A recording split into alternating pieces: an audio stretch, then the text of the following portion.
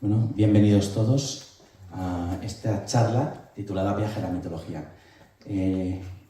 Para empezar, hay que hablar de quién va a hablar de la mitología. Rocío es, para quien no la conozca, es escritora de novelas. En concreto tiene su última obra, ha sido una novela dedicada al laberinto del Minotauro. Está escrita con muchísimo cariño, con mucho conocimiento de la mitología. Pero además de que con conocimiento, porque me consta que ha estado muchísimos años hablando con expertos, ha hecho cursos en la Universidad de la Complutense, ha hablado con catedráticos eminencias, por ejemplo, de Grecia arcaica, Jacobo Estos de Gracia, del Antiguo Egipto, fue a clases con Urbela Quesada y además de eso, y creo que más importante, es que Rocío ama la mitología. Con 12 años, su profesora de, no sé si es de lengua, da igual, les retó a todos a leerse La Metamorfosis de Ovidio algún día y a la semana siguiente ya se la había terminado. Y desde entonces ha sido un viaje continuo en el que ella aprende muchísimo, pero sobre todo nos hace aprender a nosotros y nos hace realmente disfrutarla y verla con una perspectiva distinta, una perspectiva nueva. Y sin más, yo no me importo, os presento a Rocío del Carmen.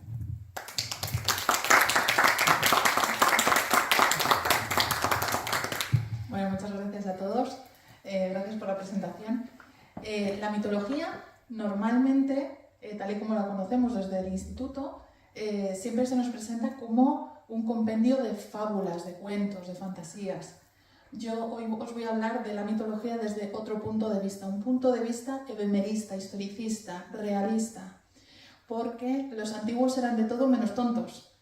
Y la mitología no es más que la historia que se escapa de entre los dedos del tiempo, que hace referencia a acontecimientos que tuvieron lugar en el pasado y que han llegado hasta nosotros de una manera transformada, de una manera elaborada, para que no perdamos de vista nuestros propios orígenes.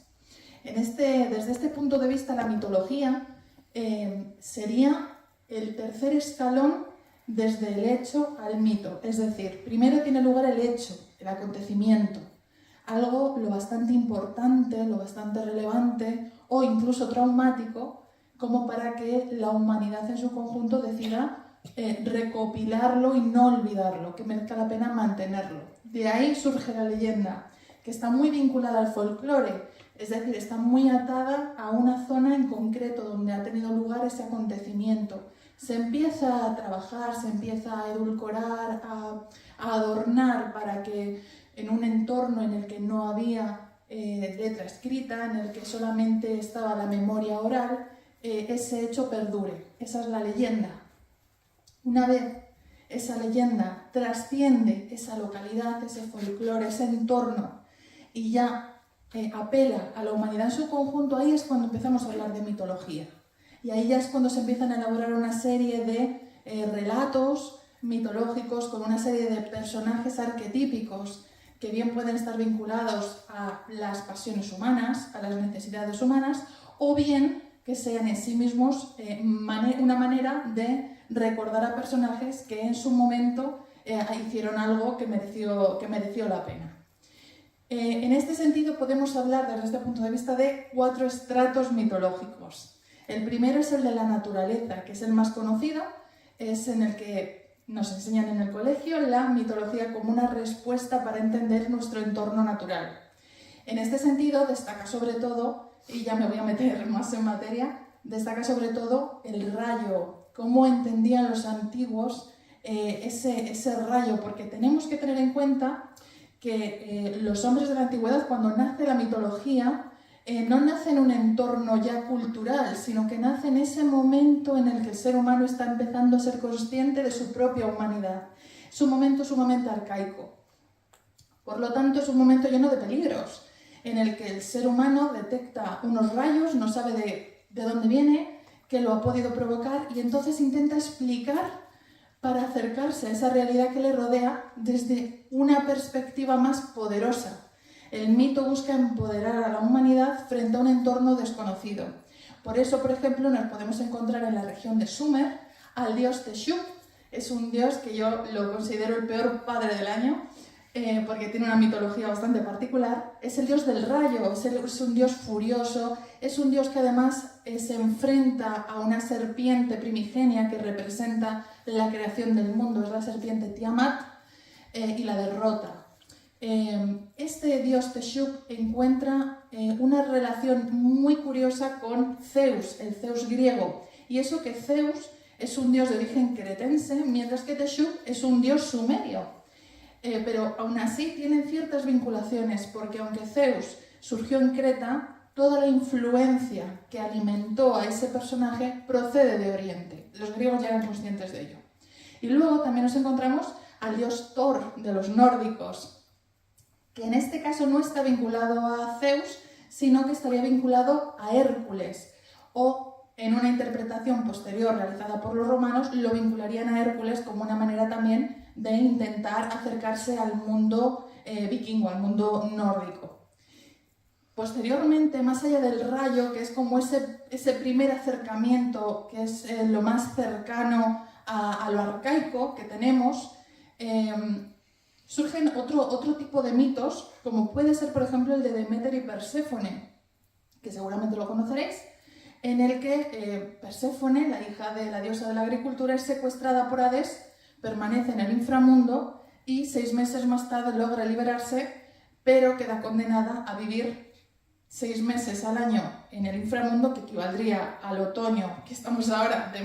Perséfone acaba de bajar al inframundo y al invierno, y los otros las 2 estaciones del año siguientes, donde vuelve otra vez a la superficie a estar junto a su madre Deméter, vuelve a haber alegría en la primavera y el verano. Pues bien, esa es una interpretación muy simple, esa es la interpretación que se dio posteriormente a este mito, un poco para explicar el calendario agrícola que utilizaban en aquella época. Pero lo interesante de este mito es que, como os decía antes, la mitología surge en ese momento tan primigenio. Es que cuando Deméter pierde a su hija, no se describe el otoño, no se describe el invierno, se describe una glaciación. La gente muere de frío, se describe un mundo helado, un mundo en el que Deméter se ha recogido por completo, está totalmente depresiva, buscando a su hija sin saber dónde se encuentra, y el mundo cae en completo frío, hielo, y la gente empieza a morir. Es decir, ese mito narra cómo el ser humano empieza a morir, el ser humano creado por Prometeo, empieza a morir de frío. ¿Qué nos indica esto? Que podía ser quizá una reminiscencia de una de las últimas glaciaciones que pudo vivir el ser humano. Quizá sí, quizá vaya por ahí. Y este sea un mito que surgió muy al principio, dado que Deméter además es diosa de la agricultura. Por lo tanto, es algo que surgió en los primeros tiempos del ser humano. Más allá de esto también, y muy vinculado al tema del fuego, están los volcanes. Todos conoceréis Pompeya, por ejemplo. Se consideraba que Pompeya era el hogar, la fragua del dios Hefestos, o Vulcano en Roma. Era el dios que realizaba los utensilios y las armas de los dioses. Entonces, era una manera también que ellos tenían de intentar explicar esos estallidos volcánicos que ellos les sobrecogían y no podían comprender. Y que de ahí podría surgir algo bueno, como podían ser las armas de Atenea, como podían ser los útiles que posteriormente los hombres del bronce utilizarían para realizar sus esculturas, etc. Era una explicación de ello. Y no nos quedemos solo en Grecia, porque el tema de los volcanes también es muy importante en el mundo polinesio. Ya nos vamos a Hawái. En Hawái está la diosa Pele, es una de las diosas más violentas que tiene la cultura polinesia y más interesantes. Esta diosa vivía y vive, según creen los hawaianos a día de hoy, en el volcán Kailua, en la isla grande de Hawái. Esta era una diosa muy violenta, con muy mal genio, y de hecho a día de hoy todavía, que hace poquito el Kailua, no sé si recordáis que entró en una mini erupción, la gente le llevaba flores a la diosa Pele como una manera de decir: no te hemos olvidado, por favor, no te despiertes tan pronto, no nos destruyas, ¿de acuerdo? Entonces era una manera de intentar entender ese mundo tan violento y peligroso donde el ser humano estaba empezando a hacerse con él, estaba empezando a entenderlo, a comprenderlo desde una manera mítica, fantasiosa, para sentirse seguro en ese entorno desconocido. También nos encontramos con el sol. El sol es fundamental en la Edad Antigua. El concepto de sol, sobre todo, nos viene de parte de los egipcios. Ellos alcanzaron un nivel superior. El dios Ra, con su barca que va surcando el más allá, la Duat, atraviesa el día, surge, se mete en el infierno, por así decir, donde está la serpiente Apep o Apophis, que es su gran enemigo, igual que Teshub era enemigo de Tiamat. Esta es otra referencia muy similar. Baja por la Duat y vuelve a salir al día siguiente. Era una forma de explicar el día y la noche, cómo la noche trae el peligro y cómo el sol, que nos da el calor, que nos da la luz, que nos da el alimento, nos mantiene con vida, un día tras otro. Cada vez que el sol aparece quiere decir que el dios Apep, la serpiente o el dragón Apep, ha sido derrotado un día más por el sol. Esto en la cultura precolombina también es muy relevante, porque para ellos el sol era una suerte de, no de deidad, pero sí de espíritu de la naturaleza que necesitaba ser alimentado para su movimiento. Así como en Egipto el sol es movido por la barca de Ra, en la cultura precolombina el sol necesita ser movido de forma efectiva por los dioses y por los seres humanos. La manera que ellos entendían que podían mover el sol para evitar un apocalipsis, porque la cultura precolombina también es cíclica, es similar en ese sentido a la nórdica con el Ragnarok, era a través de la sangre. Entonces existe un mito en el que los dioses deciden sacrificarse a sí mismos para con su sangre empujar el movimiento del sol y permitir que el mundo que ellos conocen perdure y no desaparezca a la espera de otro nuevo mundo que no sabemos cómo sería ni quién lo gobernaría. Aquí es muy curioso porque existen diferentes movimientos o corrientes historicistas de interpretación histórica. Algunas niegan que pudiera haber sacrificios humanos, otros dicen que sí que los hubo en masa. Bueno, vamos a intentar ponerlo en su contexto. Sacrificios humanos hubo, por supuesto que hubo, pero no solo allí, también hubo en la cuenca del Mediterráneo, hubo entre los nórdicos, hubo en muchísimas partes del mundo. Era una manera de continuar con ese sacrificio de los dioses y mantener ese esfuerzo que ellos realizaron para que el sol no se parase. Es decir, ellos tenían ese sentido, ellos le dotaban de sentido ese sacrificio. Entonces, esto es importante porque es algo que se va repitiendo en diferentes mitologías de todo el mundo, el sacrificio como fuente de vida. ¿De acuerdo? Entonces también hay que ponerlo esto en su contexto. En su momento tenía ese sentido. Y ya siguiendo con el sol, y ya es como el último ejemplo que os pongo de este pequeño paradigma, es Japón. Japón es un país magnífico por muchas razones. Entre ellas está que Japón tiene posiblemente una de las únicas diosas solares de la mitología. Normalmente el sol es un dios masculino. En el caso de Japón hay otras mitologías, pero digamos que la japonesa es como la que lo ha llevado a la excelencia. Es una diosa, es Amaterasu. Esta diosa tiene un mito muy bonito en el que ella ve que los horrores del mundo por parte de su hermano no lo soporta, no soporta el dolor del ser humano, no soporta tanta mentira, tanta oscuridad, y decide que el mundo necesita vivir en oscuridad de verdad. Y lo que hace es que se encierra en una cueva y tapa la boca de la gruta. Claro, imaginaos un mundo sin sol, totalmente en oscuridad. Todos estaban en oscuridad. Estaban en oscuridad los animales, los seres humanos, los propios dioses, pero en una oscuridad extrema. Una oscuridad donde además seguía habiendo tormentas, donde seguía habiendo dolor, donde no paraba, el mundo no se detenía, simplemente carecían de esa luz que les estaba aportando la diosa Amaterasu. Entonces los dioses idean una estrategia para conseguir que salga esa diosa de esa gruta. Y entonces empiezan a hacer en medio de la oscuridad un baile. Y en la puerta de la gruta, la diosa, al oírlo, decide asomarse un poquito para ver qué está pasando. Porque oye mucho alboroto, muchas risas y no le cuadra. Porque ella se ha encerrado precisamente para que el mundo sufra, no para que se divierta. Se asoma y en ese momento es cuando los dioses logran terminar de empujar la roca y vuelven a liberar al sol.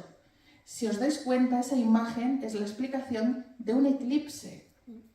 Es decir, los antiguos ya elaboraban este tipo de historias para dar respuesta a eso que veían y no comprendían, a eso que les asustaba. Lo dotaban de esa belleza para hacerlo más cercano a sus necesidades y también para intentar, lo que decía, intentar empoderarse y decir, esa es Amaterasu. Por lo tanto, hay esperanza, porque después de que ella se meta en la cueva volverá a salir el sol y nosotros podremos otra vez volver a tener vida y tendremos una segunda oportunidad. Es la imagen de la segunda oportunidad constante. Ese sería el primer paradigma. El segundo paradigma, que es el que a mí me parece más importante, es la mitología como una explicación de acontecimientos históricos que nosotros hemos perdido la referencia, una manera de hacer que esto perdure. El primer que quiero mencionar es Adán y Eva. Adán y Eva, porque bueno, aunque se trata de la Biblia, es una religión que continúa viva a día de hoy, pero también tiene su propia mitología, entendida como esos relatos que recogen acontecimientos que acontecieron en el pasado y los podemos vestir de una manera o de otra. En el caso de Adán y Eva, existieron, pero no como os los imagináis. Hay una hipótesis que a día de hoy está bastante constatada, aunque bueno, como todo tiene sus detractores, pero en general está bastante constatada, de que existió una primera mujer en la antigüedad, en África, que le llaman la Eva mitocondrial, es decir, que poseía las mitocondrias femeninas que heredamos nosotros como seres humanos y que nos acabaron diferenciando de los homínidos. Y también existe el Adán cromosómico, es decir, que porta el cromosoma Y que todos los seres humanos portamos con nosotros y que a su vez nos diferencian de los homínidos. Pues bien, al principio, la hipótesis que no se llamaba originalmente Adán cromosómico y Eva mitocondrial, sino que tenía otro nombre, pero bueno, al final el público acabó renombrándolo así por comodidad, ¿no? Al principio se pensaba que Eva había existido bastante tiempo antes de la aparición de ese Adán cromosómico, pero posteriormente un análisis de la Universidad de Harvard determinó que no, que los tiempos se acortaron bastante y que de hecho es posible que Adán apareciera primero y después Eva. Y también es posible que durante una franja de tiempo ambos coincidieran y que de ahí pudiera haber surgido la actual humanidad. Es decir, que este tipo de relatos parece que nos hablan de un conocimiento que nosotros hemos perdido, porque el tiempo es el que es. Pero de alguna manera continuamos recibiendo esa sabiduría a través de esta tradición. Además de Adán y Eva, también podemos encontrar otros personajes como por ejemplo en Japón, Izanami e Izanagi son los primeros seres humanos creados por los dioses, o también podemos encontrar a Deucalión y Pirra, que en este caso no serían tanto Adán y Eva, sino como esa segunda humanidad que apareció después del diluvio. Voy a repasar porque tengo aquí bastantes temas. Otra de las cosas más interesantes que podemos encontrar es la interpretación que los antiguos daban a los restos fósiles que iban encontrando. Claro, para nosotros encontramos el fósil de un dinosaurio y pues lo que nos preguntamos es ¿qué dinosaurio será? Ojalá sea un tiranosaurio rex. Pero los antiguos no. Ellos encontraban un fósil y decían ¿y esto qué es? ¿Qué cosa más enorme? ¡Qué horror!, ¿no? ¿Qué interpretaban ellos de ahí? Bueno, pues interpretaban, para empezar, dos cosas. Por un lado hablaban de gigantes que hasta nos los podemos encontrar en la Biblia mencionados. Y por otro lado hablaban de dragones. Y además son relatos que aparecen por todo el mundo. Es decir, que igual que los fósiles aparecen por todo el mundo, estos relatos, esta humanidad arcaica también buscaba explicaciones muy similares a acontecimientos parecidos. Por ejemplo, a principios del siglo XX se encontró en Creta los restos de unos cráneos que pertenecieran a un antiguo elefante, se llamaba el Deinoderium giganteum, era un antepasado de nuestro elefante moderno. Claro, vosotros imaginaos, ¿no? En esa calavera es una calavera con un agujero en el centro y a la zona inferior tenía los colmillos, ¿no? ¿Qué es lo que verían los antiguos griegos, los antiguos cretenses que encontraron aquellos fósiles? Porque se sabe que en la antigüedad ya había esos fósiles y que se conocían. Veían cíclopes. Ellos veían cráneos de cíclopes con un único ojo en la frente y gigantescos. Y le daban esa explicación. Y de hecho, eran tan elegantes que incluso dividían en 3 tipos los cíclopes. Por un lado, los que creaban el rayo de Zeus, y ahí volvemos a unirlo con ese rayo original que no sabían qué podía ser esa representación del poder, pues aquí ellos lo explicaban, era una creación de los gigantes, de los cíclopes en este caso. Luego también estaban los cíclopes pastores, los cíclopes homéricos, como podía ser Polifemo, que aparece en la Odisea de Homero, que eran antropófagos y pastoreaban, eran cíclopes de menor nivel, por así decir. Y luego estaban los cíclopes de Tirinto, que eran los constructores de murallas, los constructores de los muros ciclópeos, que todos estudiamos a día de hoy, de Micenas, de Tirinto. Esto nos lleva también, esta unión de esas murallas ciclópeas, nos lleva también a pensar en una ciudadela que es mítica en el sentido más grande de la palabra, que es Troya. Troya, esa Troya inmortalizada por Homero en la Ilíada, no nos pensemos que en la época los poemas homéricos se consideraban eso, poemas. No, para ellos era historia, para ellos era un relato histórico, cronológico, y lo creían a pies juntillas. Ellos creían en la existencia de Helena, creían que Helena era hija de Zeus, creían que los dioses habían peleado por una manzana de oro y que habían liado la guerra que habían liado.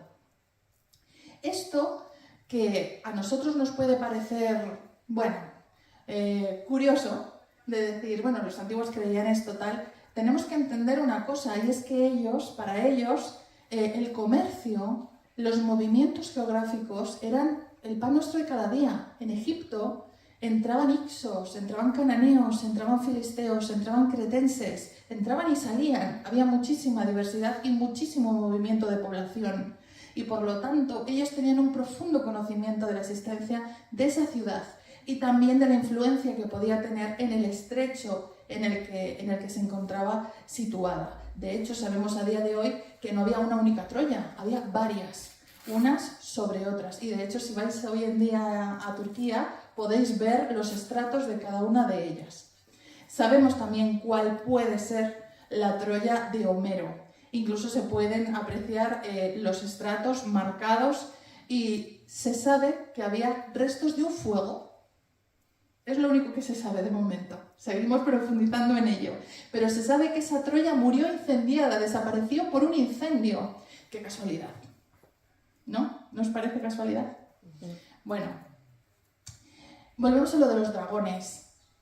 Los dragones que también surgían de esos fósiles prehistóricos. En el caso de los dragones es muy interesante porque hay una gran diferencia entre los dragones occidentales y los dragones orientales, y eso va en función del tipo de fósil que se encontraba en la zona. También existen dragones, por ejemplo, en la época en las zonas precolombinas, y son un poquito diferentes. También se encontraron en Egipto. De hecho, Apophis puede ser perfectamente una proyección de ese tipo de animales. Incluso la propia Tiamat, esa serpiente primigenia tan peligrosa que mencionaba al principio, también puede ser una proyección. Es más, es tanto que a día de hoy todavía hay localidades como Kronborg en Alemania, donde poseen un cráneo de dragón que se encontró en una cueva, en una gruta, y ellos consideraban que era un dragón que había asolado su ciudad y que había necesitado de una suerte de San Jorge para liberarla, que esto es algo también muy común. Cogemos imágenes míticas como puede ser Perseo contra el monstruo Ceto, contra la Górgona, y las trasladamos a edades posteriores para que ese mismo arquetipo nos siga resultando cercano, ¿no? Entonces, allí tienen expuesto ese cráneo como si fuera de un dragón. Realmente no es de un dragón, es de un rinoceronte lanudo de finales del Cenozoico. ¿De acuerdo? Ahora lo sabemos, pero durante mucho tiempo eso no se sabía. ¿Y qué es lo que ocurre? Que todos esos restos que se asocian a dragones aparecen en cuevas y en lagos. Es más, en Irlanda existe un mito precioso que se llama Aengus y Caer. Caer era una doncella que estaba atrapada en el cuerpo de un cisne y vivía en un lago llamado Boca del Dragón. Ese lago no tenía forma de dragón, pero es que en su interior había restos de un dinosaurio. Y por eso se llamaba de esta manera. ¿De acuerdo? Otra de las cosas más curiosas de esta mitología, entendida como una explicación, histórica de hechos pasados, es, por ejemplo, la figura del dios Hefesto. Hefesto es un dios que a día de hoy no lo tenemos en demasiado aprecio, porque bueno, era un dios cojo, era un dios bastante feo para ser una deidad, ¿no? Casado con Afrodita, el pobre hombre no tuvo mucha suerte tampoco en el amor. Bien, este dios era el patrón en la antigüedad de los herreros del bronce. Es un dios muy antiguo, tan antiguo que originalmente se creía que era un dios malvado, asociado a Tifón. Posteriormente se dulcificó y se quedó en esta figura. Este era el patrono de los antiguos herreros del bronce. ¿Por qué tenía ese aspecto Hefesto? Pues bien, Hefesto tenía ese aspecto porque los antiguos herreros trabajaban con arsénico y la arsenicosis produce cojera, ceguera, cáncer de piel, por esa razón Hefesto tiene la piel tan oscura, etc. Era una representación de esos herreros arcaicos, de cómo trabajaban y de cómo acababan quedando mutilados o muy enfermos por trabajar ese material. Era una manera de perpetuar ese recuerdo y por esa razón Hefesto, cuando ya no era necesario trabajar el bronce con arsénico, porque ya pasamos a otra época, mantiene esa imagen, un poco para que no perdamos la perspectiva de dónde viene, por qué es así y a quién estaba representando. Otra cosa muy curiosa es que, como os he dicho, Hefesto es un dios que tenía su cuna en Creta. Creta es una isla magnífica. A nivel mitológico, podemos decir que es la cuna de la mitología del Egeo. Es una isla por la que pasaba muchísima gente, había muchísimo movimiento. Y entre otras cosas, existe el mito del rapto de Europa, que es la que da nombre a nuestro continente, ¿no?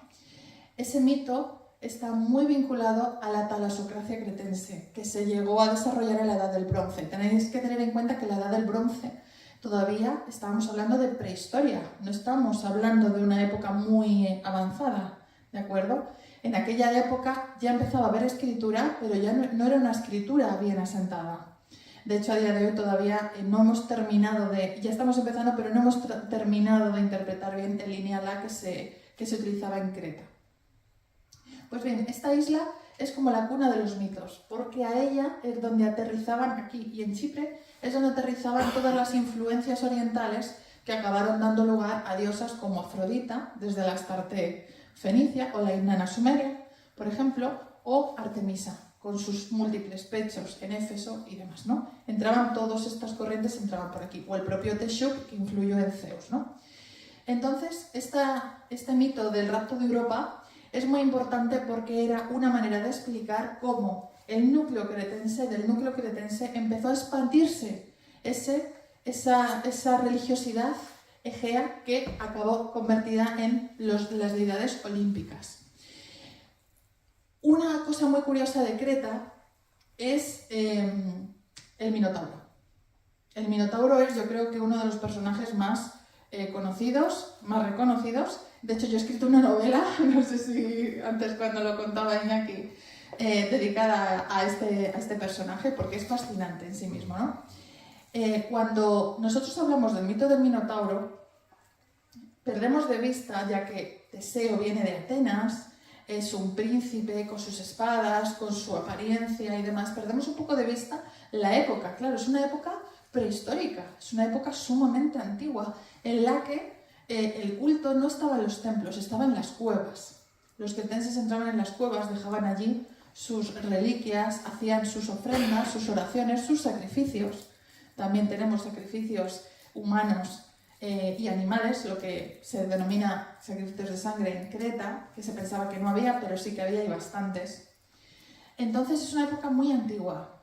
¿A qué puede hacer referencia un personaje como el Minotauro? Que de hecho a día de hoy hay bastantes historiadores que creen que el Minotauro quizá no era una criatura nacida y que vivía en Creta, sino que procedía de Egipto, para que veáis esa influencia de la población y de cómo iban arrastrando creencias, ¿no?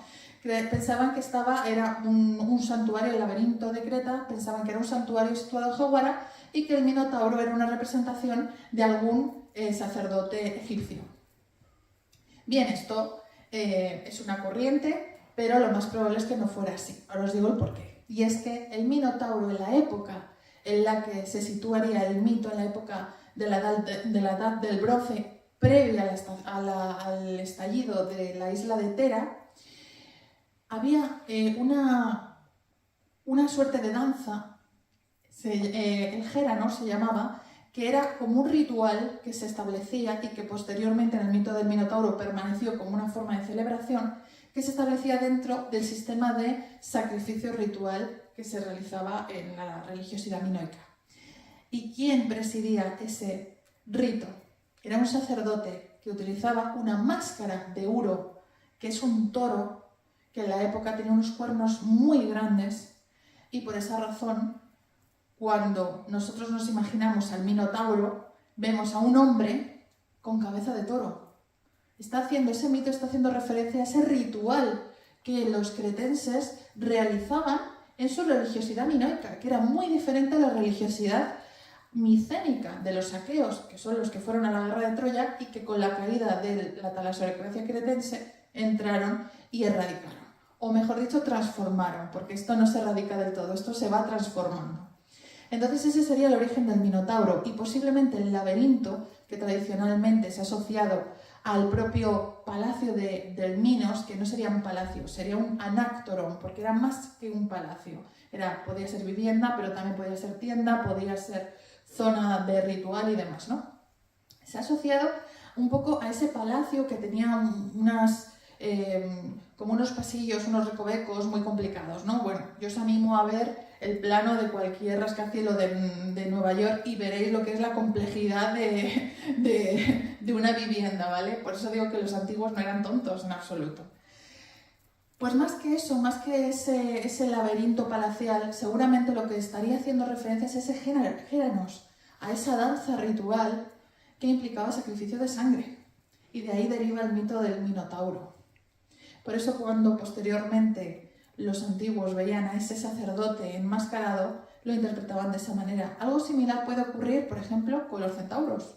Los centauros que entraron por Tesalia, que era la zona natural, mitológicamente, donde se dice que ellos vivían, esos centauros, ¿de dónde podían proceder? Esos centauros seguramente serían jinetes protoindoeuropeos, que entraron por aquella región, se asentaron allí, y los locales, que no estaban acostumbrados a ver caballos ni a ver jinetes, se asombraron y lo interpretaron como un hombre con cuerpo de animal. Los confundían. Imaginaos un caballo corriendo, con la cabeza agachada, el jinete subido a sus lomos. ¿Qué es lo que os imagináis? Si además esos jinetes venían buscando nuevo territorio, no eran amigos, eran enemigos. ¿Qué os imagináis? A un hombre con cuerpo de animal, de caballo. Y además violento. Los centauros tenían mucha fama en la mitología de ser muy violentos, muy, muy violentos.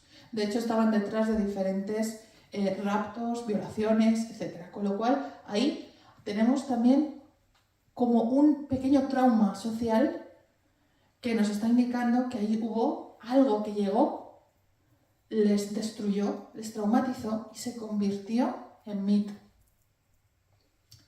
Otros personajes que también podemos ver desde este punto de vista, las amazonas. Las amazonas, durante mucho tiempo se pensaba que no existían, que eran una imaginación, ¿no? Imaginación de los antiguos griegos. Bueno, parece ser que, y esto es algo que ya se recogía también, Hesíodo lo recogía también, que se podían tratar de mujeres escitas, de una tribu escita, que perdió a todos sus hombres por algún tipo de batalla, seguramente. Ellas permanecerían en el hogar y sus hombres morirían. saldrían seguramente de su tribu en busca de ayuda. ¿Y qué es lo que ocurría? Que en aquella época los escitas eran nómadas, mientras que el resto de tribus ya estarían asentadas. Cuando llegaban esas mujeres guerreras, por supuesto, porque tenían que defenderse, estaban solas, pidiendo ayuda, ellas querían continuar con su tradición, con su cultura, con su forma de vida, pero recibiendo ayuda del resto de vecinos de la zona. Esta idea llegaría a los griegos y daría lugar al mito de las amazonas, que además las amazonas, si habéis tenido oportunidad de leer la Ilíada, si no os animo a hacerlo, también participan en la guerra de Troya. Es decir, que en la época de Homero ya se conocía a este pueblo de guerreras, lo bastante como para incorporarlas y además relacionarlas directamente con el héroe, el paladín mayor de esa historia, que es Aquiles. ¿De acuerdo? Porque Aquiles acaba con una de la líder de las amazonas, con lo cual en aquella época ya se conocían y ya se consideraban lo bastante relevantes como para incorporarlas a la guerra de Troya, incluso sin explicar el por qué ni cómo llegan allí. Era como una excusa para poder meterlas. Otro de los personajes más conocidos y más curiosos es Pegaso, que además estamos aquí en el Centro Cultural Ciudad Pegaso, así que no podíamos no hablar de este caballo precioso, ¿no?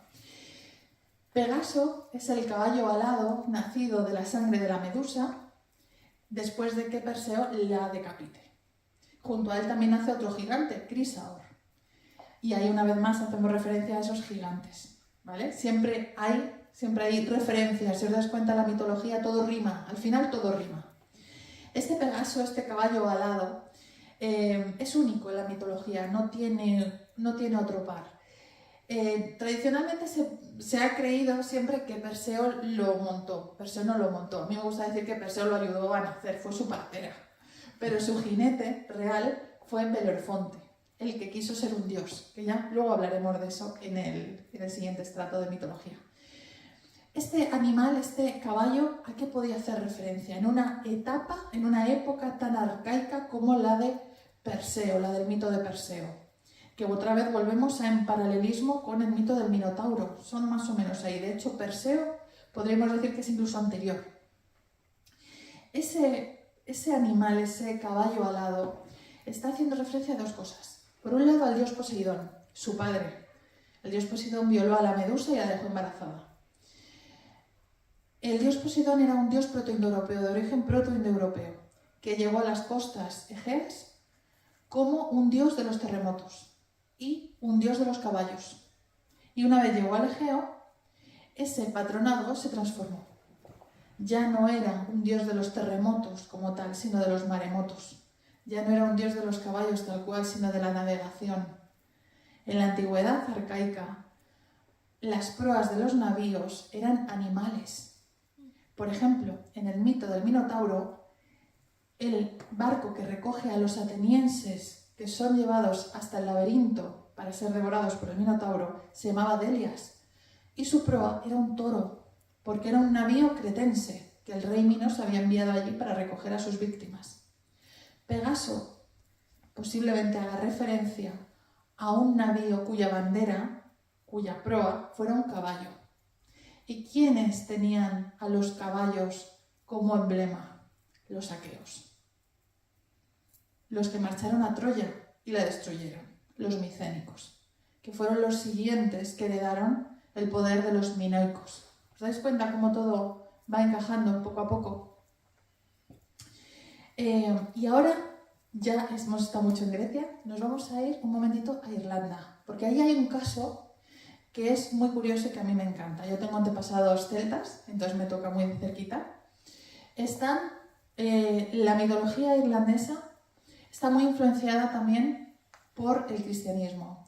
Desgraciadamente, igual que ocurrió con los nórdicos, este tipo de mitologías no tenían unos compendios escritos como podían tener pues, Hesíodo, Homero, etc., ¿no? Los griegos y demás.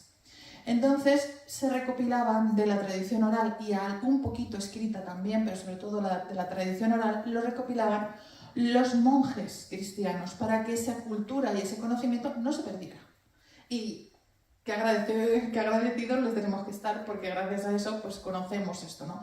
¿Cuál era el problema? Que ellos lo recogían desde su propia perspectiva, con lo cual no tenemos una visión pura de esas mitologías. La mitología nórdica, la mitología irlandesa, lo celta, no es puro, porque ellos daban una pátina moralizante. Ellos utilizaban estos cuentos, estas tradiciones, para moralizar a la población. Entonces, ¿qué es lo que ocurre? Que en Irlanda es muy curioso porque se considera que es la única tierra donde hubo supervivientes después del diluvio universal más allá de Noé, lo cual iría en contra de la Biblia. Pero ellos tienen esa tradición mítica.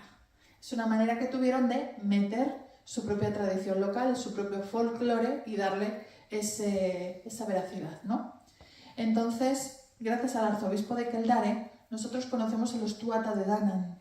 Estos no se sabe de dónde proceden, pero hay una creencia que considera que la diosa Dana, Tuatha de Danann son las gentes de la diosa Dana, venían de la zona donde estaba Troya, venían de toda la zona de la Anatolia, de Turquía, y que llegaron a Irlanda y se sentaron allí.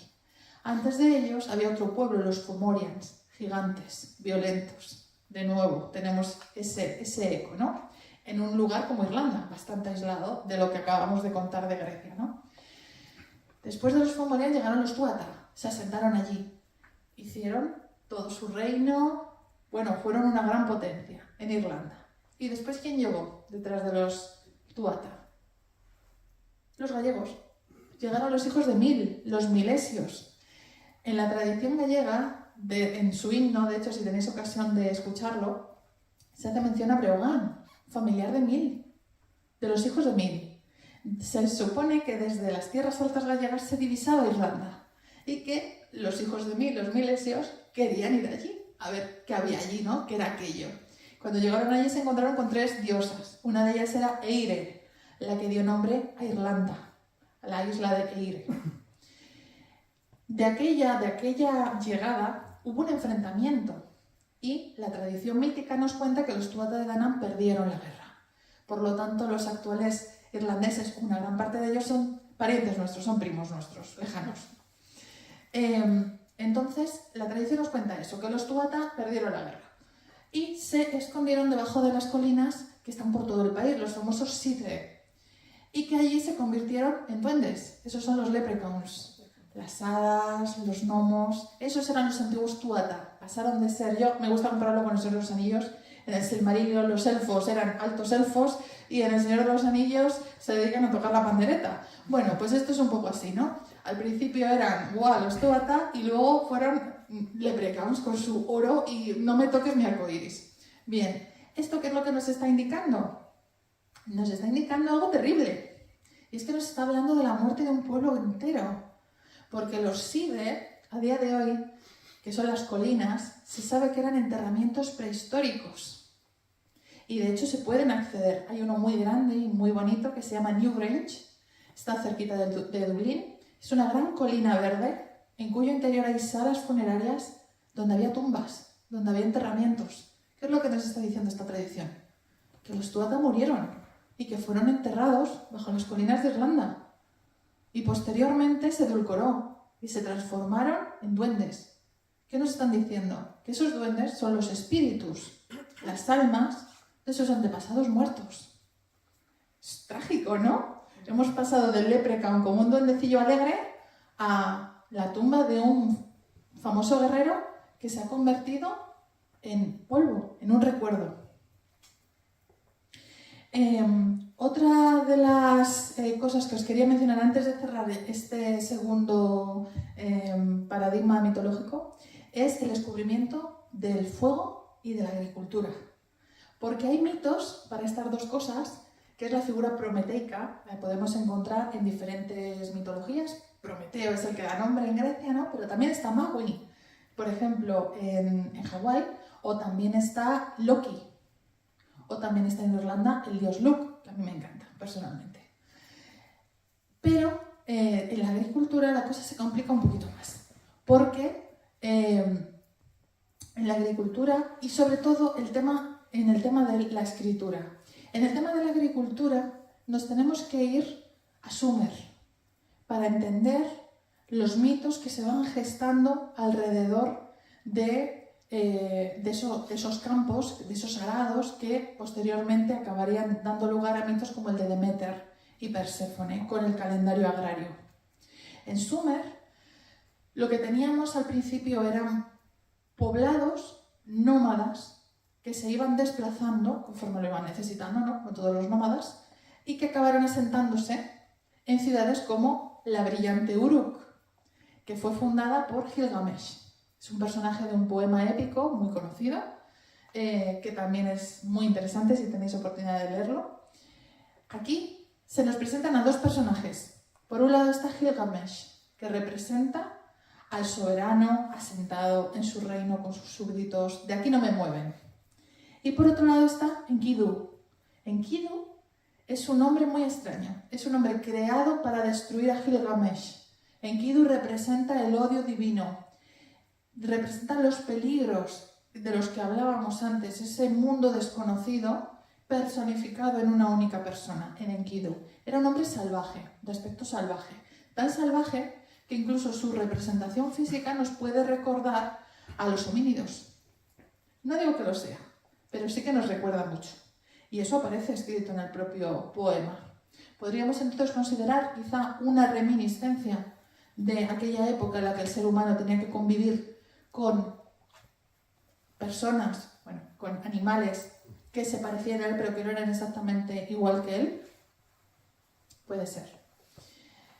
Esta representación de Enkidu y Gilgamesh nos está enfocando a, por un lado, el establecimiento de la civilización y, por otro lado, el peligro de la estepa. Con la civilización surge en torno a la agricultura. Hay quien considera que surge en torno a la cerveza, lo cual, pues bueno, también está bien. Pero surge en torno a la agricultura. Ahí es cuando se inician las ciudades y cuando el ser humano deja de necesitar moverse. ¿Por qué? Porque ya tiene el control de su entorno y por lo tanto no tiene que estar huyendo, no tiene que estar buscando oportunidades. Él crea sus oportunidades. Por esa razón Enkidu acaba convertido en una persona más de la civilización fundada por Gilgamesh, hasta el punto de que se convierte en su mejor amigo. Esto es a través de una sacerdotisa con la que tiene relaciones y a través de ahí se le transfiere toda la cultura, todo el saber de la civilización y Enkidu se convierte en un ser humano, deja de ser una criatura salvaje y se convierte en un ser humano. Bien, esto es respecto a la agricultura. Eso unido al mito de Deméter, que os he contado antes, también nos puede orientar un poco de por dónde iban los tiros, más o menos. Y luego, con respecto al fuego, claro, vosotros imaginad el fuego indomable, lo puede destruir todo. Para ellos, el hecho de interpretarlo como un regalo de los dioses que les permitía cocinar la carne, que les permitía calentarse cuando hiciera frío, para ellos esto tenía que ser algo muy importante, era un gran hito de la humanidad. Por lo tanto, tenía que fijarse de alguna manera, no podía olvidarse sin más. Y por esa razón tenemos mitos del fuego en todas las mitologías del mundo. Es muy rara la mitología que no tiene su propio mito del fuego. Prometeo roba el fuego de los dioses para entregárselo a su creación, porque el ser humano en Grecia tenía diferentes creaciones, no fue creado tal cual y ya está, no. Se lo regala a su creación, a sus niños mimados, y le castigan por ello. Loki también se convierte en un hacedor de la humanidad, él ayuda a la humanidad y se enfrenta a los dioses. Loki es travieso, es malvado con los dioses. No perjudica al ser humano, siempre perjudica a los dioses para beneficio del ser humano. Algo similar ocurre con Maui, que es el cambiaformas, el travieso, el amigo de Moana. Lo que hace es no solamente entrega el fuego, entrega todo lo que puede. Entrega la agricultura, entrega el propio fuego, por supuesto, entrega el alimento, es decir, él es el gran hacedor. Todo esto que se va fijando a lo largo de todas las mitologías nos están indicando que en algún punto en común el ser humano era lo bastante pequeño o estaba en un lugar lo bastante concentrado como para que una idea original se expandiera y se transformara, se fuera adaptando en las diferentes necesidades dependiendo de la zona en la que estaban. No es lo mismo un mito en Grecia que un mito entre los nórdicos o en Hawái, con el buen tiempo que tienen. Y ya por último, quería hablaros del diluvio universal. El diluvio universal aparece en la Biblia y es, pues bueno, bastante interesante. Porque no solo aparece en la Biblia, es que aparece en todas partes. Es decir, es que solamente se salva un país del diluvio, y ese país es Japón. Japón no tiene mito del diluvio. Pero todas las demás mitologías, o la gran mayoría de las mitologías, sí que recogen que pudo haber un gran diluvio o una gran inundación, digámoslo así. Más allá de la Biblia, ¿vale? Que bueno, pues es como la que ha dado el nombre, ¿no?, a todo. En Grecia nos encontramos con Deucalión y Pirra como supervivientes de ese diluvio, que es esa segunda humanidad que se crea. Entre los aztecas nos encontramos a Tlaloc, un gigante que fallece tras el gran diluvio. Es decir, hay diferentes mitologías que nos hablan de una gran desaparición de la humanidad en una época en la que el ser humano todavía no se llamaba a sí mismo así. ¿Qué sabemos hoy en día? Hoy en día sabemos que pudo haber diferentes grandes diluvios, pero que hay una hipótesis bastante llamativa, que es la del gran lago Agassiz en Norteamérica. No quiere decir que esta sea, pero parece que tiene bastantes papeletas. Este lago llegó a un punto en el que reventó, estaba tan lleno que reventó y vertió toneladas y toneladas de agua dulce al océano Atlántico y al Pacífico. Esto provocó una subida del nivel del mar, que incluso se cree que pudo estar detrás de que el agua del agua del Mar Negro, que se llenara de agua. En aquel entonces no estaba lleno, y esta gran subida pudo llenarlo. ¿Qué es lo que ocurrió? Estamos hablando en torno al 8000 a.C., un poco más atrás incluso. Estamos hablando de una época sumamente antigua, prehistórica, como toda la mitología. Siempre nos vamos a lo prehistórico. ¿Y qué es lo que pudo ocurrir, entre otras cosas? En aquel momento, en el momento en el que se desbordó este lago y el nivel del agua aumentó, afectando a todo el mundo, salvo a Japón, y lo llevan muy a gala, ¿qué pudo ocurrir? Pudo ocurrir que una gran isla acabara hundiéndose. Me refiero a la Atlántida. Todo apunta a que la Atlántida existió. Más allá del poema de Platón, más allá de los diálogos de Timeo, de Platón. Parece ser que sí que hubo una Atlántida y que, al igual que ocurre con la Ilíada, los griegos creían en su existencia. La creían a pies juntillas, ¿vale? No tenían por qué no creerla al principio. A día de hoy tenemos, de hecho, la noticia, ¿no?, de que parece que en Cádiz pues ha aparecido unos restos que podían responder a los de la Atlántida y demás. Bueno, pues hay una hipótesis que a mí me gusta mucho, que dice que la Atlántida siempre estuvo donde tenía que estar, en el Egeo. Que las islas Cícladas son los restos de la antigua gran isla de la Atlántida, que fue hundida por esta gran subida del nivel del mar. ¿Qué es lo que pasa? Que las Cícladas, salvo Santorini, no tienen volcanes. Es curioso que, siendo islas que están sueltas ahí, no tengan algún volcán, como sí que tiene Santorini, o como podemos encontrar en las Canarias, ¿no? Son islas volcánicas que crecen ahí, o Hawái, con la diosa Pele. Todo está en torno al volcán, pero ahí no. Y sin embargo es un gran archipiélago. ¿Qué es lo que podía ocurrir? Que estas islas que ahora están en la superficie, en la antigüedad, fueran montañas. Y que cuando el nivel del agua subió, cubriera toda la meseta y dejar a la vista solo las zonas más altas. Son los actuales islotes, porque realmente no son muy grandes, con lo cual no se encajaría. Es más, en el relato de Platón nos dice que al sur de la isla de la Atlántida había un volcán y que había una isla circular que coincidiría con Santorini, la antigua isla de Tera. Por supuesto, esto es mucho antes de que Tera estallara. ¿De acuerdo? Nos estamos yendo muy atrás, muy atrás. De hecho, algunas personas me han preguntado que por qué no se han encontrado restos en la zona del Egeo, ¿no?, de una posible existencia de la Atlántida. Bueno, la respuesta es porque se trata de una isla prehistórica. Estamos hablando de una isla cuya hegemonía sería anterior a los minoicos. Por lo tanto, los restos que pudiéramos encontrar no encajarían con la descripción de Platón. Y ahí es donde voy, que los mitos, a medida que van pasando el tiempo, se van edulcorando, se van adornando para permanecer en nuestra memoria colectiva.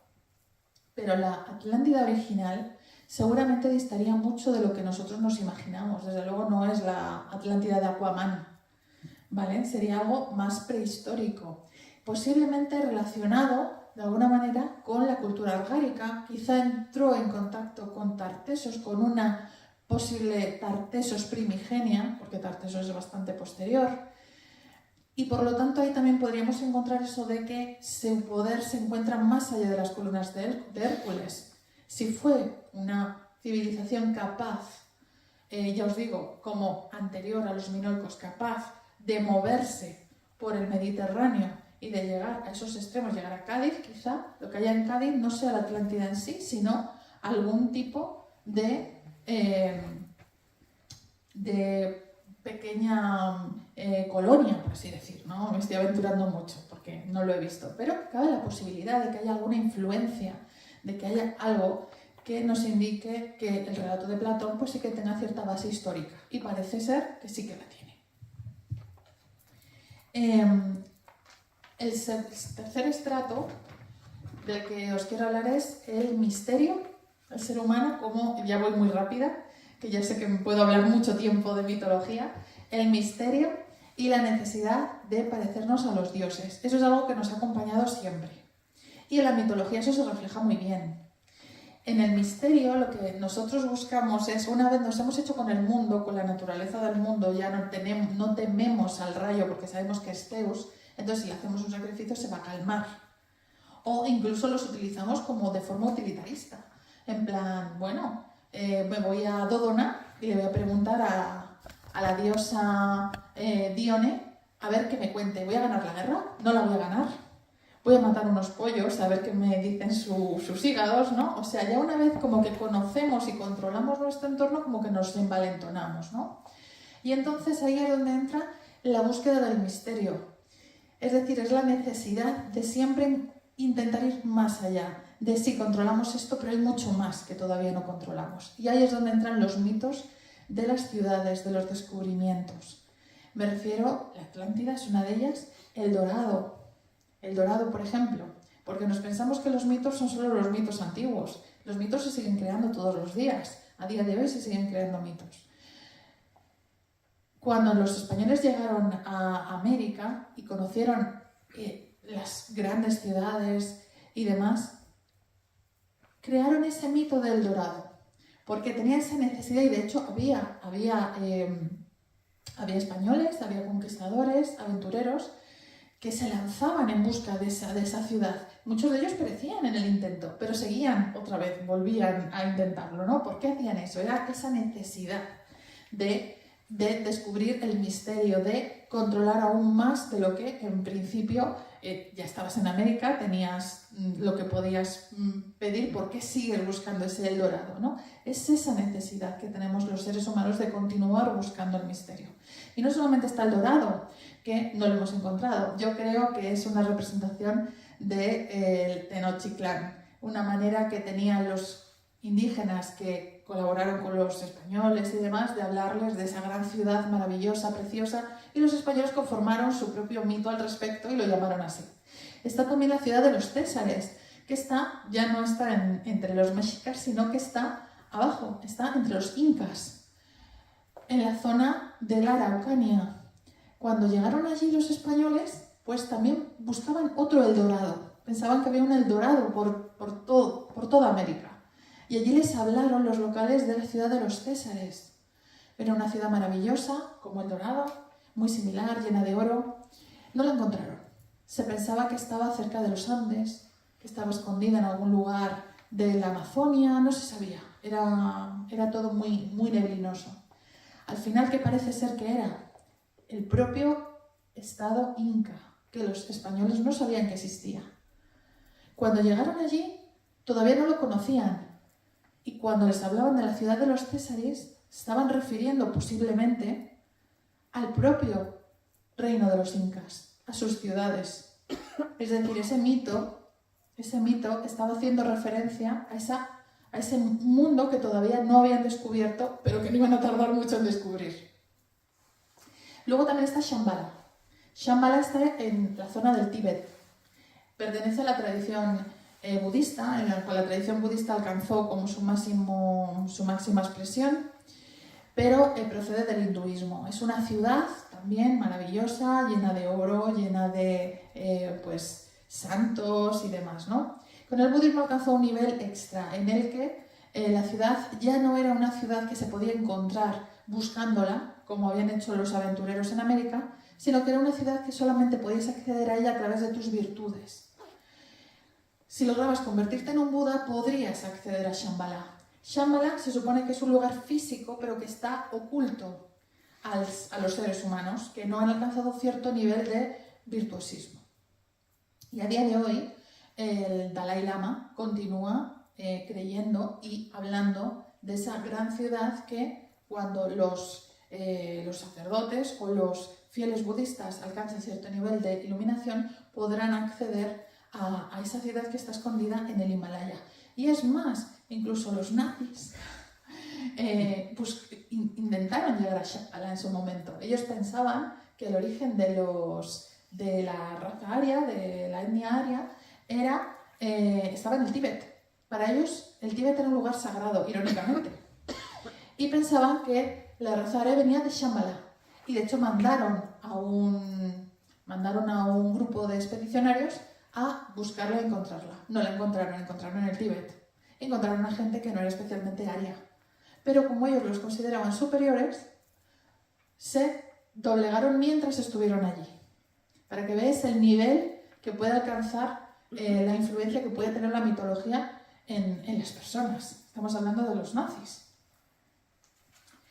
Y por otro lado, es lo de la divinidad del ser humano. Más allá del misterio, una vez has llegado a dominar lo que puedes tocar, por así decir, llega el momento de que tú dices, vale, el mundo es mío, yo soy Dios. Eso es algo que también está muy presente en la mitología. Está el caso de Belerofonte, que montó sobre Pegaso para llegar al Olimpo, porque él se sentía invulnerable, se sentía el mejor del mundo, y dijo, yo quiero saludar a Zeus y que a mí me dé la bienvenida a lo grande, ¿no? Le salió mal el juego. Pero él se sentía ya un dios, un miembro del Olimpo. Él ya estaba soñando con el puesto que le iban a dar junto a Zeus. Luego también nos encontramos con, por ejemplo, la Torre de Babel. La Torre de Babel, que posiblemente fuera un zigurat, también es un reflejo de esto. Es esa humanidad que se siente tan empoderada, que ya se sabe por encima del desconocimiento inicial, que decide que la Tierra no es suficiente, voy para arriba. Y empiezan a crear esa torre y un rayo, irónicamente, un rayo los destruye y les confunde. Es como que no solamente no eres Dios, sino que ahora ni siquiera vas a poder entenderte los unos con los otros.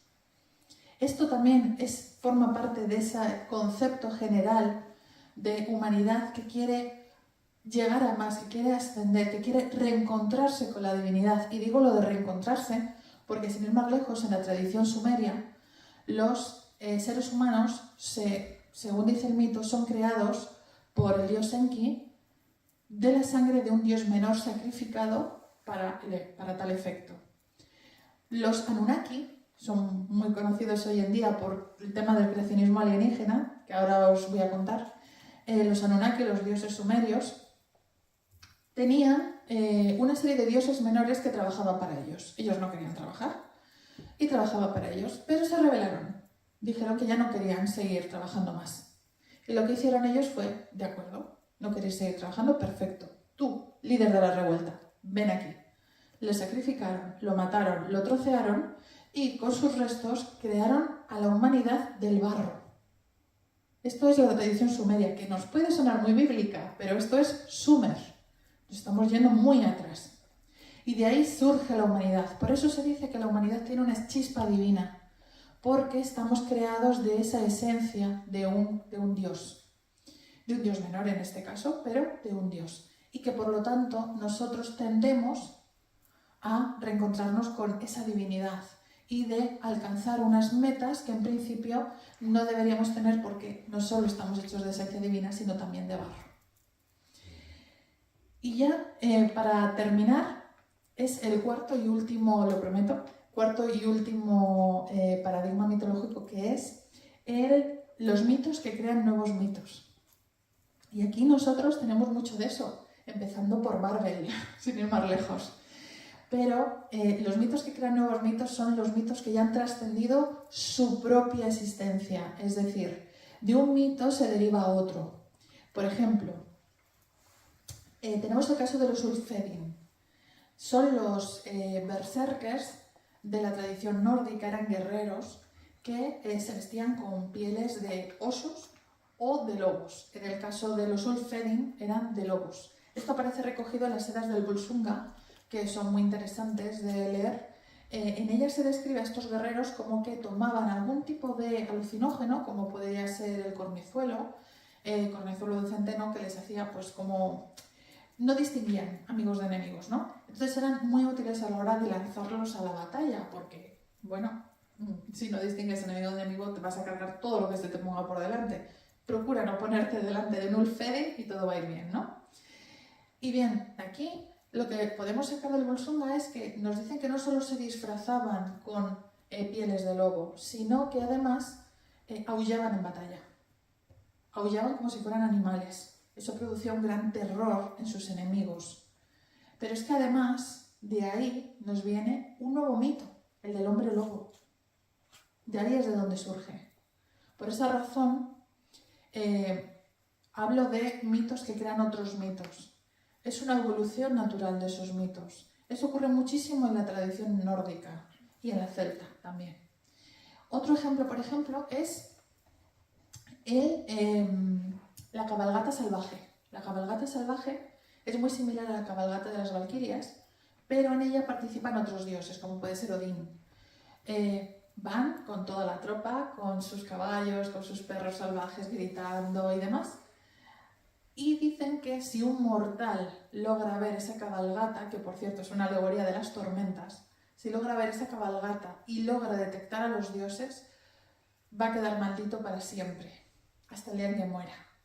Eso, a medida que el cristianismo fue ganando terreno en el mundo nórdico y fue bajando y fue afectando a los celtas también, y llegó hasta nosotros, se acabó centrando en el mundo celta, concentrado en la Galaecia, en los galaicos, y se transformó en la Santa Compaña. Como de una cacería salvaje de Odín podemos llegar, y de las valquirias podemos llegar a la Santa Compaña. Bueno, pues hemos llegado. Y de hecho la Santa Compaña encuentra diferentes versiones a lo largo de toda España y también de Hispanoamérica.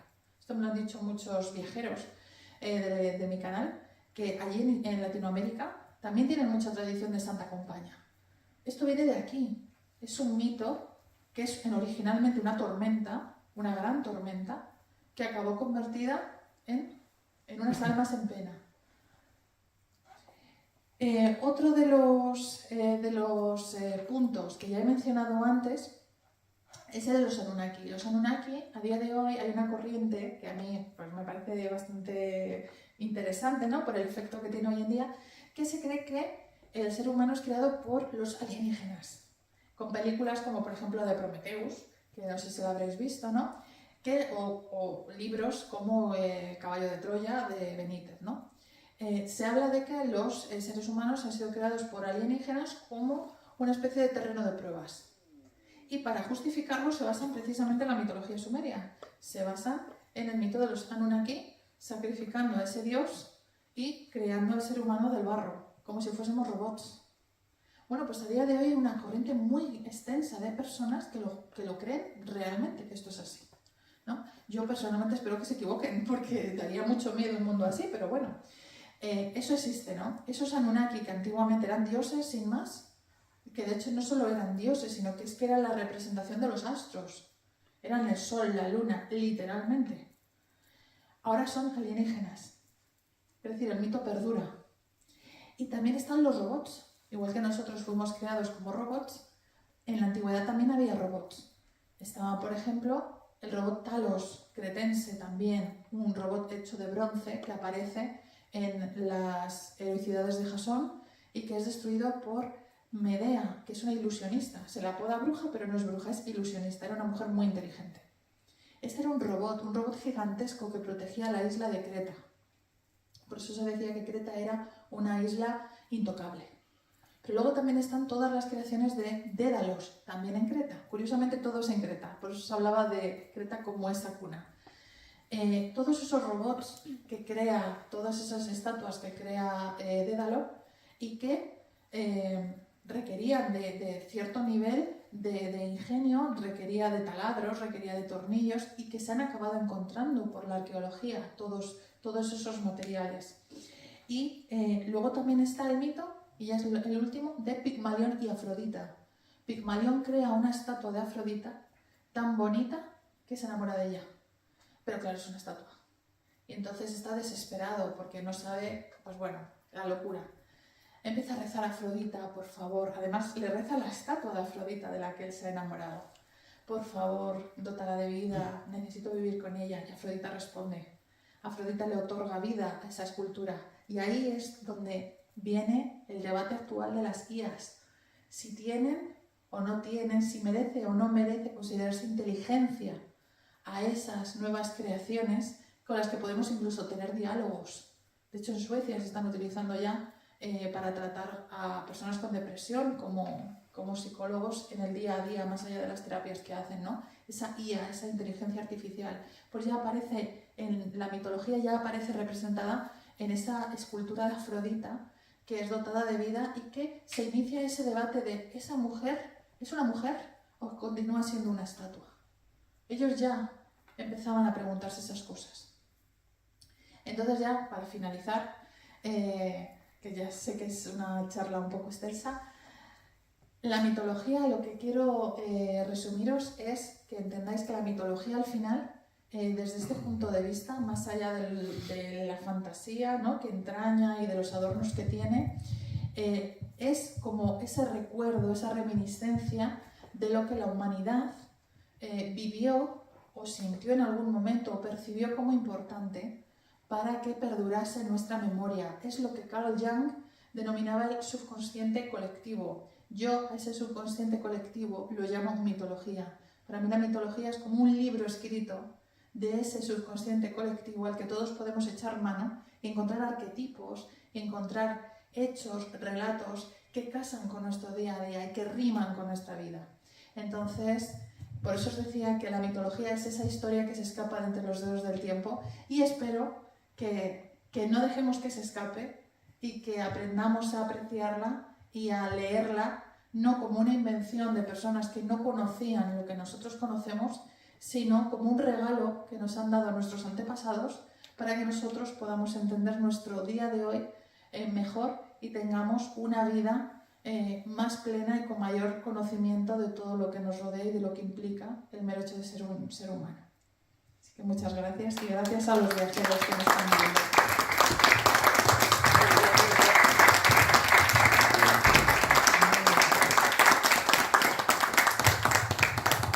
Bueno, creo que hablo un poco también por todos, que ha sido una charla espectacular. Ahora viene el momento de las preguntas, pero antes quería recordaros que Rocío ha escrito una novela, Labris, la bestia del laberinto, por la editorial Samarcanda, se puede conseguir pues, en Amazon, en la FNAC, en el Corte Inglés, etc.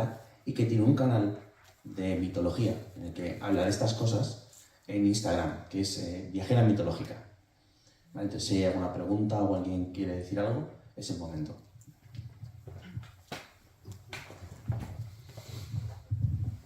Bueno, lo primero, enhorabuena por la charla y por tus conocimientos y la novela, por supuesto. Y te quería hacer una pregunta, es decir, dentro de todo el periplo que has hecho a nivel mundial de la mitología, excepto Egipto, que está en África, quería preguntarte si has estudiado también la mitología de las zonas de lo que sería centroafricanas.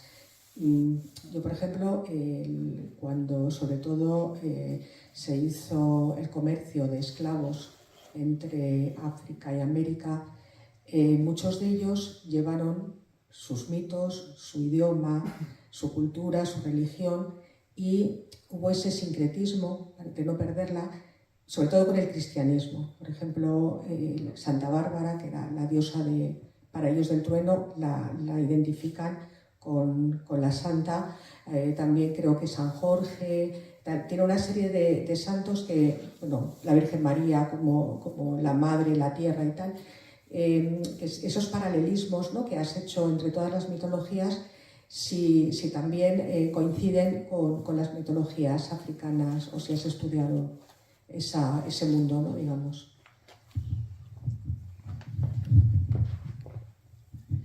Pues mira, yo la mitología africana yo continúo estudiándola, porque la mitología es algo tan grande que es que no acabas nunca de estudiarlo. No es mi especialidad la africana, sí que la conozco precisamente por lo que has mencionado del sincretismo que se llevó a América. De hecho, tengo algún seguidor que de hecho cree en los orishas.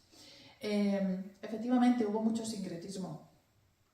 También podemos encontrar mucho sincretismo en la isla de Chiloé, que no he tenido oportunidad en esta charla de hablar de ella, que es magnífica la mitología que tienen, y también hace mucho sincretismo con el cristianismo. En general, el cristianismo es como muy flexible para ese tipo de cosas, ¿no? De hecho, originalmente se prestaba voluntariamente a sincretizarse como una manera más respetuosa, por así decir, de que los antiguos adoradores, pues, por ejemplo, de Thor, ¿no?, pues pudieran continuar con sus prácticas, pero sustituyendo a Thor por un santo, ¿no?, o por una virgen o lo que fuera, ¿no?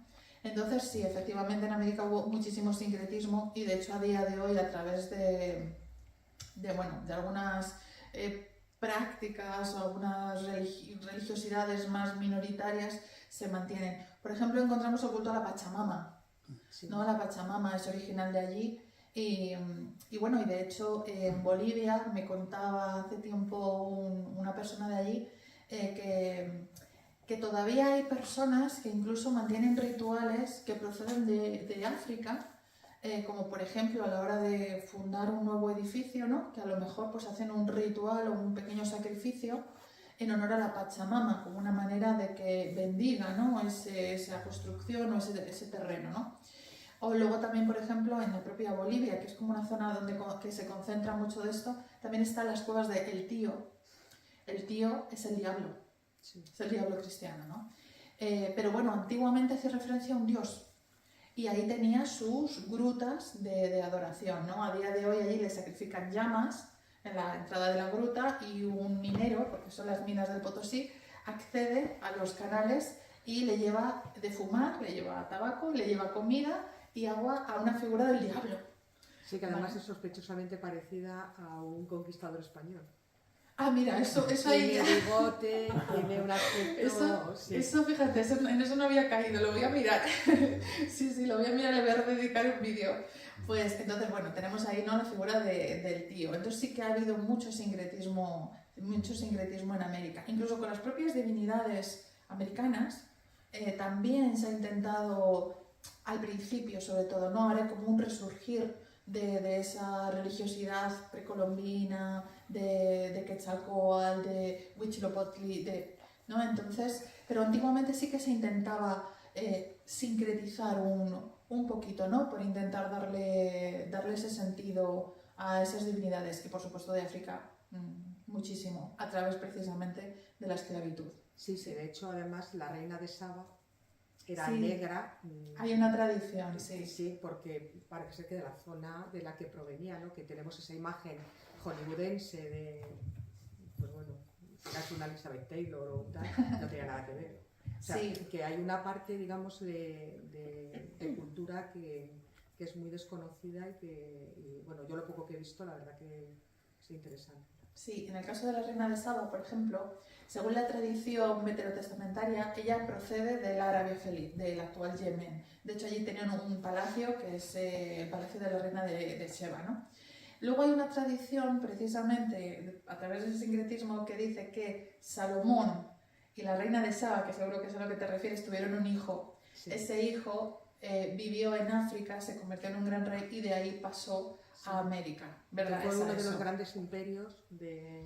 Efectivamente. O sea, que es verdad, es lo que tú dices, ¿no? Que todo tiene una parte de verdad dentro de lo que es la mitología. Sí, eso es. Es como que la mitología es una manera de narrar de manera amable y proclive a transformaciones para que pues, el ser humano, a medida que te vas llevando esos mitos, ¿no? Por lo que antaño era Perseo, hoy es San Jorge, en fin, ¿no? Incluso tenemos a San Miguel contra el diablo, ¿no? Que también es una imagen y demás. Pues San esto es Cristóbal, exactamente lo mismo, que es esta parroquia de aquí, San Cristóbal. con la cabeza del perro. Sí, y era un gigante, que de hecho era un árbol lo que llevaba, ¿no? Entonces, es un santo polémico. La Iglesia creo que lo quitó, pero luego lo tuvo que volver a poner porque hubo sus protestas, entonces... Sí, ahí también, de hecho, como se estaba alargando mucho, pues no quise hablar también de Guinefort, que era un santo perro. Eso ocurre mucho. En el caso de San Cristóbal, por ejemplo, o en el de San Jorge, fueron personajes históricos, es decir, San Cristóbal existió. Lo que ocurre es que se les dota de leyenda alrededor como una manera de, lo que comentaba, de moralizar a la gente, ¿no? Que lo está escuchando. Entonces, lo que San Cristóbal era un guerrero se acaba convirtiendo en una suerte de Jasón, porque el mito de Jasón implica que ayuda a una anciana a cruzar un río, una anciana que cada vez va pesándole más en las espaldas y que al final, cuando cruza al otro lado y le dice, pero mujer, ¿qué está pasando?, se desvela que es la diosa Hera probándole. Y es lo mismo que ocurre con la historia de San Cristóbal, ¿no? Que carga al niño Jesús, va pesando cada vez más y cuando llega al otro lado le dice, es que has cargado al rey del mundo, que soy yo, Cristo, ¿no? Entonces está ahí como... Pero sí que es cierto que el personaje de San Cristóbal y San Cristóbal como mártir históricamente existió. Igual que existió San Jorge, que fue un guerrero de la Capadocia, fue un soldado romano y que murió martirizado en el circo bajo las órdenes de Diocleciano. De hecho, en ese caso hay mucha comparación con el mito de Perseo y Andrómeda, ¿no? Por el hecho de que Perseo salva a Andrómeda, pero realmente hay una historia detrás que es proclive a que se realice esa vinculación, porque la emperatriz Alejandra, al verlo, se convierte al cristianismo y Diocleciano la condena también. Es una tradición, ¿no? Entonces se dice que la emperatriz Alejandra se queda dormida en las puertas del martirio y San Jorge recibe el martirio de él y de ella. Entonces, de alguna manera, salva a la princesa en apuros, ¿no? Entonces, bueno, ahí hay esa... Pero sí que es verdad que hay personajes que, a pesar de esa decoración, sí que tienen un trasfondo histórico real. Más allá de luego creencias de si es santo o no es santo, ¿no? Pero bueno, sí que parece ser que hubo una persona... De hecho, si nos ponemos a mirar, a rascar mucho, podemos encontrar que tenemos más pruebas arqueológicas de la existencia de Jesucristo que de Julio César. De uno todo el mundo duda, del otro no duda nadie, pero la realidad es que arqueológicamente hay más pruebas de uno que del otro, ¿no? Lo cual también nos manda un mensaje a nosotros, ¿no? De hasta qué punto no ponemos nosotros por delante algunos conceptos o tal para interpretar la realidad, ¿no? Entonces la mitología, yo creo que en ese sentido nos ayuda a enfocar un poco la luz, ¿no? Para bueno, pues entender un poco mejor la historia.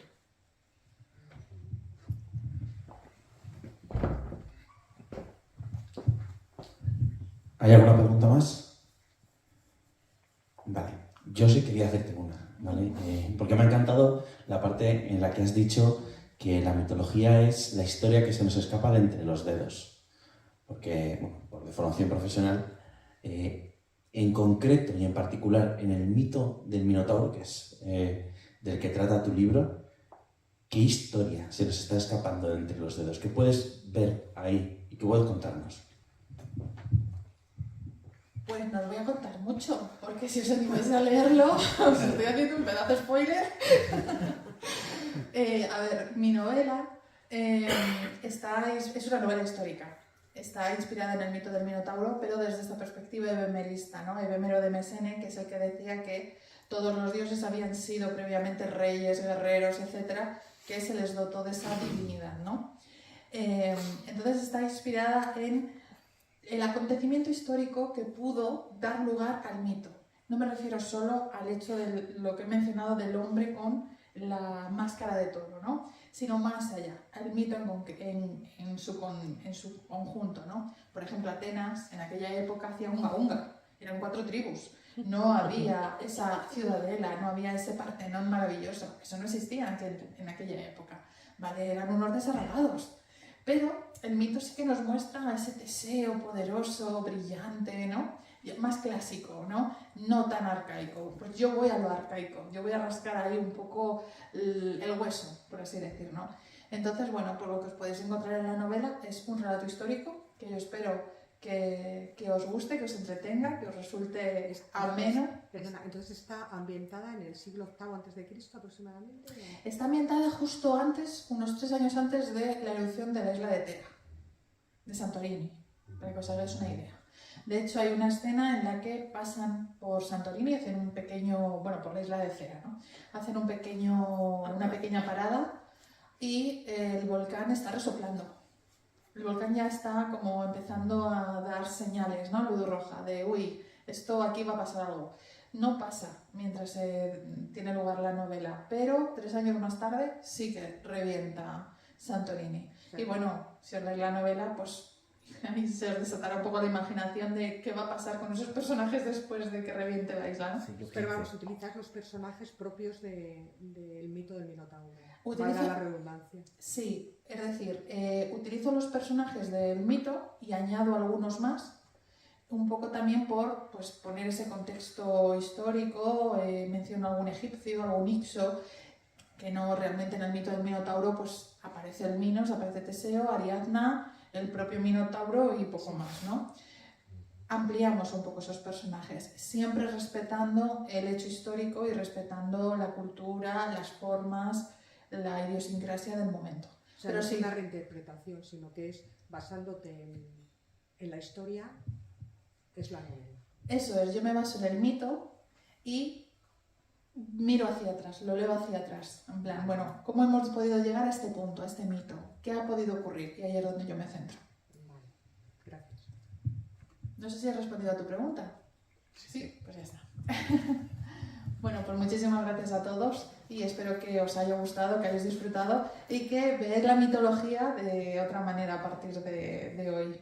Así que muchas gracias por estar hoy aquí a pesar del diluvio universal. Gracias.